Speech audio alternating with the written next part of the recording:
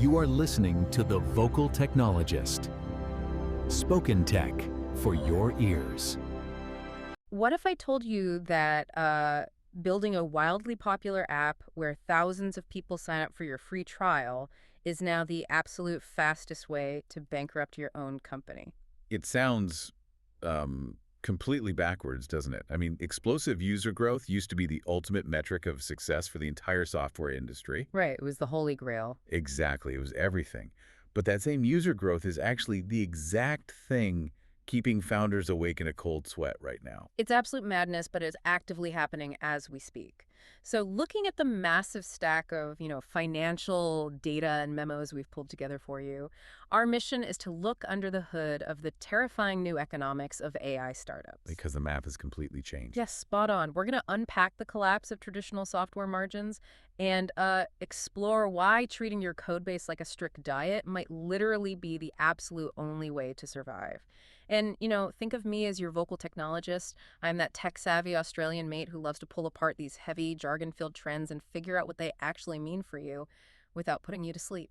And I'm here to provide the calm, analytical counterweight to that. Because we have to explore this. The foundational rules of software economics are literally fracturing under our feet. Just breaking apart. Completely. Yeah. The legacy playbooks that built the trillion-dollar tech giants aren't just obsolete anymore, you know. They're actively dangerous to follow. Well, let's get straight into it then. We're starting at the very top of the funnel, getting users in the door. For as long as I can remember, the strategy was just beautifully simple. Give the software away for free, get people hooked, eliminate all the friction, and figure out how to monetize them later. But the math on that is suddenly broken. It is completely broken. Free trials are declining incredibly fast across the entire industry right now. Why so fast, though? It comes down to the fundamental difference in architecture between traditional software and AI. So in the old model, serving an extra user cost almost nothing. Right, you just duplicate the code. Exactly. You serve a static web page, query a database, and you're done. The marginal cost was essentially zero. But AI introduces these severe variable costs that scale directly with user engagement. Wait, but if AI makes writing the code effectively free, shouldn't a software company's margins be higher than ever? I mean, you're telling me costs are compressing, which feels, I don't know, completely contradictory. That's a really brilliant observation, but you're confusing the cost of building the software with the cost of running it. Oh, right. Okay. Yeah, so an engineer can code faster, sure. Yeah. But every single time a trial user actually interacts with an AI feature, every time they hit enter on a prompt, it requires massive computing power. From the GPUs and all that. Exactly. From graphical processing units, just to generate a single response. So every single prompt is actively burning cash. The users are literally consuming expensive electricity and compute cycles. So we're going back to paying just to try software. That feels like a massive step backwards for the consumer experience. It's like running an all-you-can-eat buffet, but instead of just buying the food up front, every time a customer takes a bite of a bread roll, the rent for the entire building goes up. That visual captures the panic perfectly. Yeah. You simply can't afford to let just anyone into the buffet anymore. No, you'd go broke in an afternoon. Which is why companies are rapidly shifting to paid trials to stop the bleeding. Or they're using what we call trial qualifier events. Which is putting friction back in on purpose. Precisely. They're intentionally putting friction into the sign-up process to filter for high-intent users. They need to know that if you're consuming their expensive compute cycles, you actually have the budget and the intention to become a paying customer. I mean, that makes total sense on a micro level for a single startup. But if we zoom out and look at the whole arena, this must be causing absolute chaos in the public markets. Investors absolutely hate uncertainty. Oh, it's creating a severe macro crisis. We call it the revenue durability crisis. Public market investors are terrified. Really? Terrified? Completely. They look at these companies and wonder if their revenue is actually durable, or if it's just, a mirage. We have specific data points that show just how severe this drop-off is. Hit me with the numbers. Take a massive financial operations company like Bill.com. They dropped from 90% growth down to just 12%. Wow. And Snowflake, which is a huge data cloud company, they plummeted from 73% growth down to 26%. Wait, those are catastrophic drops for companies that were previously the undisputed darlings of the tech world. You don't just brush off a drop from 90 to 12. You certainly don't. Yeah. It means nobody trusts that software revenue will hold up for a decade anymore. And that uncertainty is crushing valuations across the board. It's completely freezing mergers and acquisitions, too. Right. So if you're a founder listening to this and investors are this spooked, you can't just walk into a board meeting with a basic spreadsheet showing your bank balance and like a hopeful revenue graph drawn in crayon. You get laughed right out of the room. There is not a chance you survive that meeting. Founders have to ditch the static spreadsheets immediately.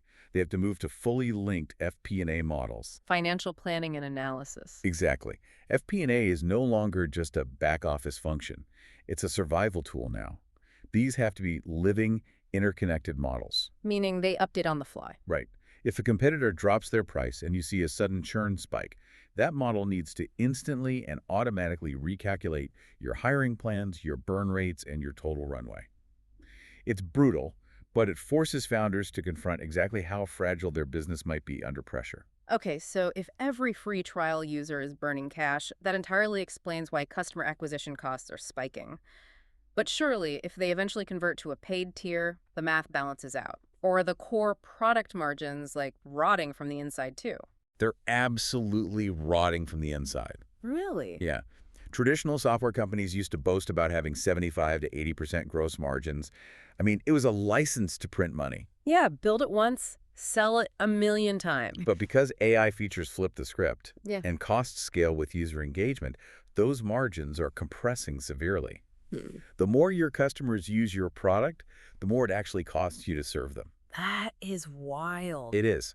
And this forces CEOs to pick one of two brutally distinct paths to avoid bankruptcy. Okay, I love a good binary choice. What are the paths? Well, path one is to radically accelerate growth by launching entirely new AI-native products. Like going all in. Going all in. You accept the lower margins, maybe even take a loss, but you try to conquer the market so quickly that the sheer volume makes up for the thin margins. You aim for absolute dominance. Okay, and path two? Path two Yeah. is to slash absolutely everything.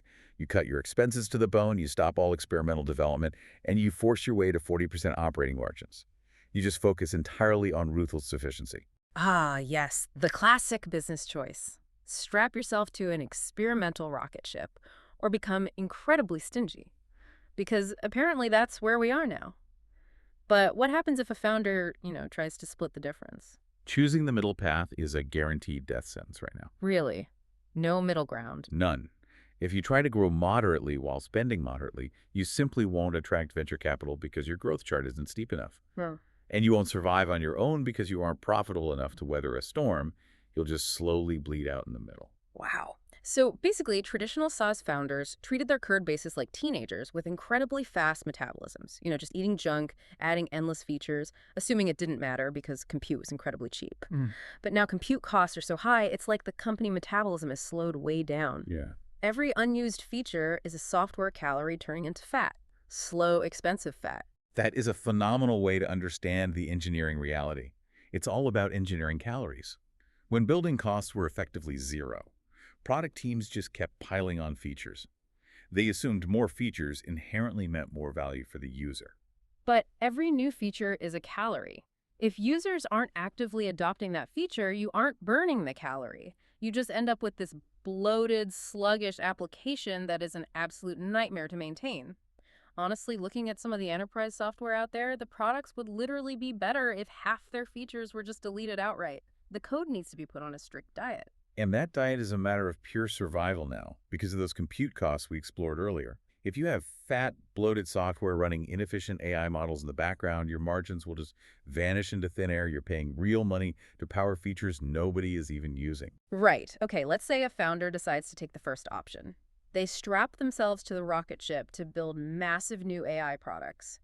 How on earth do they avoid getting completely crushed by the massive foundation models? I mean, companies like OpenAI or Anthropic have billions of dollars and armies of researchers. If a startup builds a cool feature, what stops the giants from just adding it to their core model the very next update and wiping the startup off the map? That looming threat is known across the industry as the Eye of Sauron problem. The Eye of Sauron. That paints a picture. It really does. If you build horizontal applications, meaning tools that are generally useful across many different industries, and you build them for highly capable users, you're massively vulnerable. Right, you're just standing in an open field. Exactly. The incumbents, or the foundation models themselves, will eventually replicate what you do as a free feature. The Iosaurus will turn its gaze on your little niche and you'll be obliterated. And I reckon hiding in the shadows probably doesn't work either. So what is the actual survival tactic here? The only proven survival tactic is deep domain mastery and vertical integration.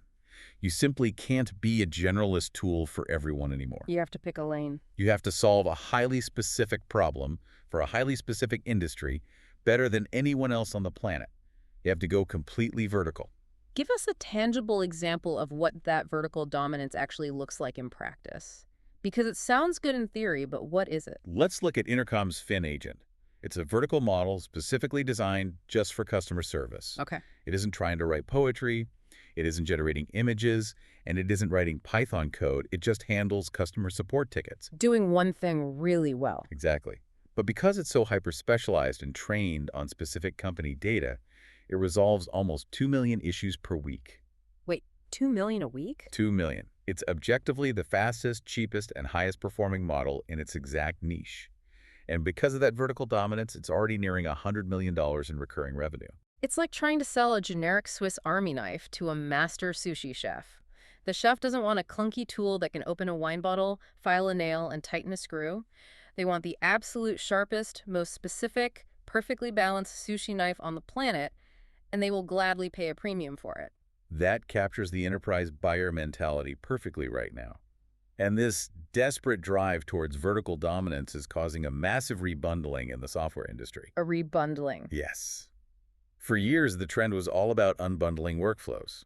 You bought one app for your email, a different app for your payroll, another app for your project management, and a separate tool for your marketing. Which is exactly why we all have about 50 different browser tabs open just to get through a single workday. It's completely exhausting. And buyers are completely fatigued by it. Now, because the cost of building new features is near zero with AI assistance, and the underlying foundational AI models are changing their capabilities every 42 days, buyers don't want to stitch together a fragile stack. Right, because one update and the whole thing breaks. Exactly. They don't want 50 different apps that might break next month when an API updates. They want one trusted, vertically integrated platform that handles the entire workflow seamlessly. They want the rebundling. Okay, so if vertical models like Fin are dominating the current market, where does that master sushi knife evolve to next? Like, where is the absolute cutting edge of this tech heading right now? To answer that, we had to look at the data from a major recent startup accelerator batch. The concentration of talent is just staggering. 85% of the companies in this entire batch are AI first. 85%, that's huge. But here's the critical data point we really need to pull apart. Out of 198 companies, 56 are building fully autonomous agents explicitly designed as AI employees. Hold on. AI employees. We're not just talking about a smart autocomplete tool to help a human type faster here. We're talking about software meant to replace a human role entirely. Exactly that. They're explicitly targeting the $50,000 to $150,000 knowledge worker roles. We're seeing startups building AI accountants that can reconcile ledgers and close the books at the end of the month without a single human touch. Wow. We're even seeing fully automated AI law firms. An entirely AI law firm. Which, yeah, is exactly as terrifying as it sounds. Who exactly do you sue when the software makes a massive legal mistake? Does the AI lawyer represent itself in court? It sounds like a bureaucratic nightmare. It absolutely raises massive liability and ethical questions that the legal system is completely unprepared for. But the capital is pushing forward regardless. However, there's a catch to all of this. There usually is. Despite this incredible push towards autonomous agents, the entire industry is currently stuck in what researchers are calling the imagination chasm. The imagination chasm. I actually love the sound of that. It sounds like a fantasy novel, but what does it actually mean for software? It means that despite all the hype and the billions of venture capital dollars being poured into this, 99% of the truly useful agents haven't been built yet. Why not? The primary reason is that we literally can't picture what an agent-to-agent economy looks like. Our human brains are entirely biased towards human interfaces. Let's get into that mechanism. What exactly is an agent-to-agent economy? Why is it so hard for us to build? Think about how you book a flight. In a human economy, you go to a website.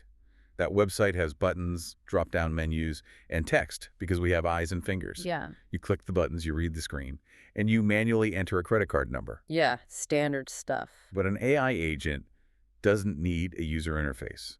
It doesn't have eyes. It needs a direct data pipe. It needs to talk directly to the airline's AI agent via an API handshake. Right, algorithm to algorithm. Exactly. Those two algorithms need to negotiate the price, authenticate your identity, and transfer funds securely, all in milliseconds, completely invisible to us. And we just don't have the pipes for that yet. The plumbing simply doesn't exist. It doesn't exist at scale, no. Huh. We critically lack the foundational infrastructure. We don't have vendor-agnostic communication layers, which means an Apple agent can't seamlessly negotiate with a Google agent. Ah, of course. We don't have dynamic, secure authentication for software acting on a human's behalf. And we certainly don't have secure, instantaneous agent payment systems. This lack of infrastructure perfectly illustrates a historical pattern we see in tech known as the Great Circle of Life cycle. That's the cycle that repeats every single time a massive new technology drops. Yes. The cycle always goes in the exact same order. Consumer first, enterprise second, infrastructure last. Interesting. We saw it with the early internet. We saw it with the shift to mobile phones. And we're seeing it play out perfectly with AI now. The people who rush in early to build the flashy consumer apps often get trashed by the incumbents, or they just run out of money. So who wins? The truly durable winners, the ones who eventually create trillion-dollar companies, are the ones who build the picks and shovels. They build the boring, critical infrastructure companies that will allow this agent-to-agent economy to actually function securely. All right, let's follow the logic here then. Because AI is commoditizing the actual coding, and the software is essentially writing itself, and autonomous agents are gearing up to negotiate with other autonomous agents, what on earth is the human competitive moat? What are the humans actually supposed to be doing? That is arguably the most important question for any professional listening to this right now. The reality is that the skill sets companies desperately need are shifting radically. We no longer just need pure software engineers who only know how to sit in a dark room and write code. So what do we need? Companies are desperately hunting for what the industry is calling agentic deployment experts. Agentic deployment experts. Honestly, that sounds like a bloated corporate title for someone who just really knows how to write a good prompt for a chatbot. It's significantly more complex than that, I promise.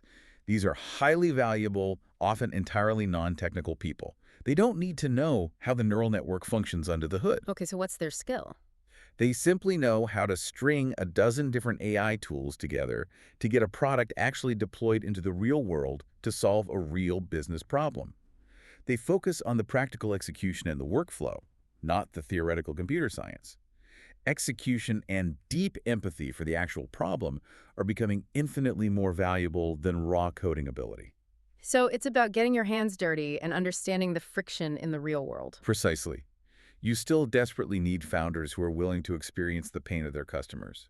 There's a brilliant example in our research about a founder named Terry Clark. He wanted to build vertical software for the pest control industry. Okay, pest control. Not exactly the sexiest Silicon Valley industry, but definitely a massive market that relies on terrible, outdated software. Yes, but instead of sitting in a fancy coffee shop in San Francisco and just guessing what pest control workers needed on their iPads, he actually took a job as a technician. No way. He did. He went through the training, got licensed, put on the heavy uniform, and spent his days crawling under houses. He documented the real, agonizing, messy problems he faced in his role out in the field. Wow. And he did all of this before writing a single line of code. He understood the human element of the job perfectly, which meant his software solved the actual problem, not an imagined one. That is incredible dedication. And I suppose because AI is commoditizing the actual coding and the software itself, the only remaining competitive moat is human psychology. That's why the human element isn't just a buzzword for product development. It completely rewrites how we market and manage teams, too. It touches everything. Take marketing, specifically organic growth on platforms like LinkedIn. Marketers obsess over the algorithms, the absolute best posting times, or calculating the perfect number of hashtags. Right, trying to hack the system. But the data shows the emotional architecture drives virality much more than any technical trick or algorithm hack. Emotional architecture. So you're saying it's not about the technical deliverer of what you say, but engineering how you make the reader feel. It's about engineering a feeling of tribal belonging and status signaling. When a professional shares a post on LinkedIn, they aren't just sharing information. They're really saying something about their own identity to their peers. Right, signaling what tribe they belong to. Exactly. If you can tap into that deep human psychology, your content will explode organically, regardless of whether you post it at 9 a.m. or midnight. And what about managing the humans inside the company? If the market is moving this fast and software margins are collapsing, the old, slow corporate management structures must be buckling under the pressure. Oh, they're completely buckling. Oh. Think about the standard internal one-on-one meeting between a manager and an employee. Historically, those have just been basic status updates. The manager asks what you achieved and what you're doing next. Yeah, standard corporate check-in. That's a complete and utter waste of time in an automated world where a dashboard or an AI agent can give you that exact status information instantly. So what should managers be doing with that face-to-face time then? Internal one-on-one meetings must evolve to uncover deep ambitions and hidden blockers. Managers need to act almost like psychologists now. They need to ask the hard human questions that people will never volunteer in a group Slack channel or a weekly stand-up. They need to figure out what's emotionally draining the team. So if you're a founder or a manager listening to this, real product intuition isn't about having the smartest AI model in your pitch deck. It's about knowing which ideas are fragile before you pour money into them. It's about understanding the human problems so deeply, like Terry crawling under a house, that the technology just becomes the invisible tool to solve it. That is the ultimate takeaway. The technology is advancing at a terrifying compounding speed, but the core of a durable business still relies entirely on human insight, strategic discipline, and a willingness to face the hard financial realities instead of hiding behind vanity metrics like free trial signups. It's a massive structural shift, and honestly, it's thrilling to watch play out. But it leaves me with one final, slightly provocative thought for you to chew on. We're entering an era where tools allow absolutely anyone to just vibe code their own software. You can simply speak your desires into an AI and it builds a functional app just for you. So the tension is this. Are we entering a bespoke software revolution where every single person has custom-built tools tailored to their brain? Or is it the reality that most people secretly hate computers and just want the task done for them without having to build and maintain a custom system? It's the ultimate tension between what the boundless technology allows us to do and what human nature actually desires. The companies that figure out the answer to that specific question will be the ones that define the next decade of the global economy. Something to ponder while you pretend to be busy in your next meeting. From your friendly vocal technologist, Ketcha. Spoken Tech for your ears.